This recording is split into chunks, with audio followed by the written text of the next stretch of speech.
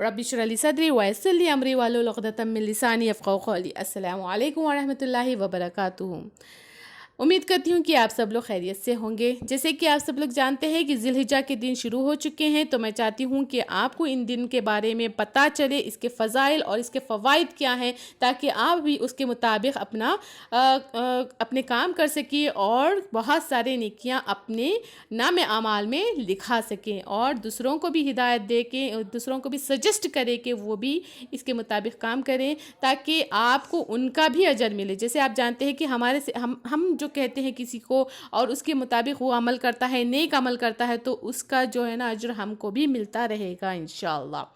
तो यहाँ पे जैसे आप स्क्रीन पे देख रहे हैं एक हदीस है जहाँ पे अल्लाह के रसूल फरमाते हैं कि ज़िलहिज्जा के इब्तिदा के 10 दिनों के मुकाबले में दूसरे कोई अय्याम ऐसे नहीं हैं जिसमें नेक अमल अल्लाह को महबूब हो। यानी जो ये 10 दिनों में जो हम अमाल करते हैं तो अल्लाह को इतने महबूब होते हैं, इतने महबूब होते हैं कि अल्लाह को बहुत पसंद आते हैं वो काम। तो उनसे पूछा गया, रसूलुल्लाह सल्लल्लाहु अलैहि वसल्लम से पूछा गया कि अल्लाह के रसूल क्या जिहाद भी नहीं? तो अल्लाह के रसूल फरमाते कि नहीं, जिहाद भी नहीं, सिवाय उस मुजाहिद के जो जान और माल से जाए और वापस कभी ना आए, मतलब वहीं पे शहीद हो जाए, वो अमाल अल्लाह को पसंद है। बाकी और हमारे सारे नेक अमाल जो हम इन 10 दिनों में करते हैं। तो ये अशरा ज़ुल्हिज्जा की इतनी अहमियत क्यों है, अल्लाह के नज़दीक इतने महबूब क्यों हैं अमाल इन दिनों में किए हुए, तो पता चलता है कि जो हमारे इस्लाम के जो 5 पिलर्स है, जो 5 पिलर्स ऑफ इस्लाम है, जो क्या है, शहादा, सला, सौम, ज़कात और हज, ये सारे के सारे हमें इन 10 दिनों में देखने को मिलते हैं। शहादा जहाँ पे हम अल्लाह की गवाही देते हैं कि अल्लाह के सिवा कोई इबादत के लायक नहीं है, और सला जहाँ पे हम अल्लाह की इबादत करते हैं, रोज़े रखते हैं, ज़कात देते हैं और हज करते हैं। ये सारी चीज़ें हमें इन दिनों में देखने को मिलते हैं। और इन दिनों में तकबीरात भी अल्लाह के बयान, अल्लाह की वहदानियत को, बड़ाई को बयान करने की भी बहुत ज़्यादा अहमियत है। तो हम किस तरीके से अल्लाह की बड़ाई को बयान करें, इसके कई सारे तरीके हैं। सबसे कॉमन तरीका जो है, जो हम हमेशा करते हैं, अल्लाहु अकबर, अल्लाहु अकबर, अल्लाहु अकबर, ला इलाहा इल्लल्लाह, अल्लाहु अकबर, अल्लाहु अकबर वलिल्लाहिल हम्द। ये बहुत ही कॉमन सा जो है ना तकबीर है जो हम हमेशा करते हैं। इसके अलावा भी जो है वो है अल्लाहु अकबर कबीरा वल्हम्दुलिल्लाहि कसीरा व सुब्हानल्लाहि बुकरतन व असीला। ये भी है तरीका जहाँ पे हम अल्लाह की बड़ाई को बयान कर सकते हैं।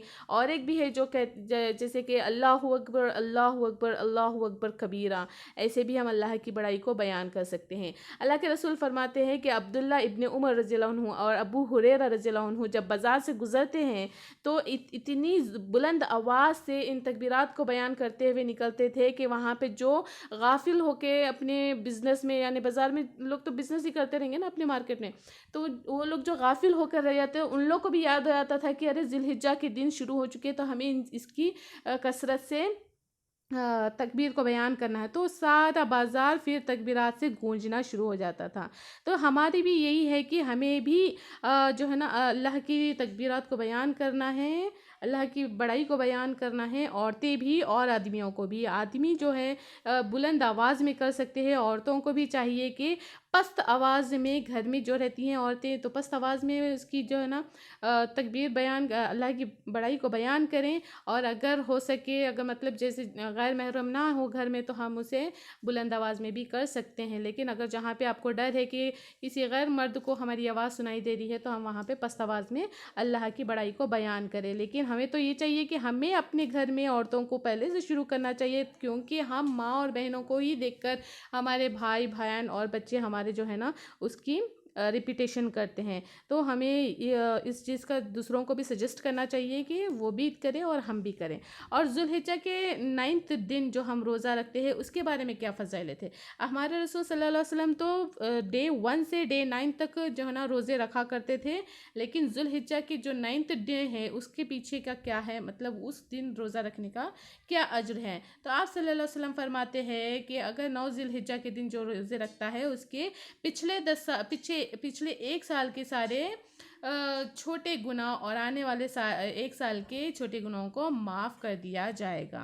تو اس کے ذریعے سے ہمارے گناہوں کا کفارہ ہو رہا ہے، اللہ تعالیٰ ہمارے گناہوں کو معاف کر دے رہے ہیں۔ ذوالحجہ کے 9ویں روزے کے مطلب عرفے کے دن جو روزہ رکھتے ہیں، عرفہ کے دن، اس دن کے ایک روزے کا ہمیں اتنا بڑا اجر ملنے والا ہے۔ لیکن ہمارے رسول صلی اللہ علیہ وسلم کیا کرتے تھے؟ ڈے 1 سے ڈے 9 تک یعنی 9 روزہ رکھا کرتے تھے۔ تو ہم بھی اللہ کے مطلب ہمارے رسول کی سنت کو زندہ کر سکتے ہیں کہ ہم بھی ایک روزے سے 9 روزہ رکھ سکتے ہیں، ایک دن سے 9ویں دن تک انشاءاللہ۔ اور دوسرے اعمال جو ہم کر سکتے ہیں، ان ایام میں نفل نماز کی اعتماد کریں، کتنا ہو سکتا، جہاں تک ہو سکتا ہم نفل نمازیں پڑھیں، ایک ایک سجدے کا بھی بہت اس میں اجر ملے گا انشاءاللہ۔ اور تلاوت قرآن کریں، کثرت سے صدقہ کرنے کا بھی ہم جو ہے نا ایک پلان کر لیں کہ ایوری ڈے ایٹ لیسٹ ہم ایک فکس کر لیں کہ اتنا اماؤنٹ تو ہم ایٹ لیسٹ ہم جو ہے نا ایوری ڈے صدقہ کریں گے، کیونکہ اس کا بھی بہت اجر ہے۔ ایک بات ہمیشہ یاد رکھ لیے، یہ 10 دن میں جو عمل کرتے ہیں ہم، اللہ کے نزدیک سارے دنوں میں کیے ہوئے اعمالوں سے زیادہ بہتر ہے۔ امید کرتی ہوں کہ آپ سب لوگ اس کو فالو کریں گے انشاءاللہ، اور دوسروں کو بھی سجیسٹ کریں گے۔ اللہ حافظ۔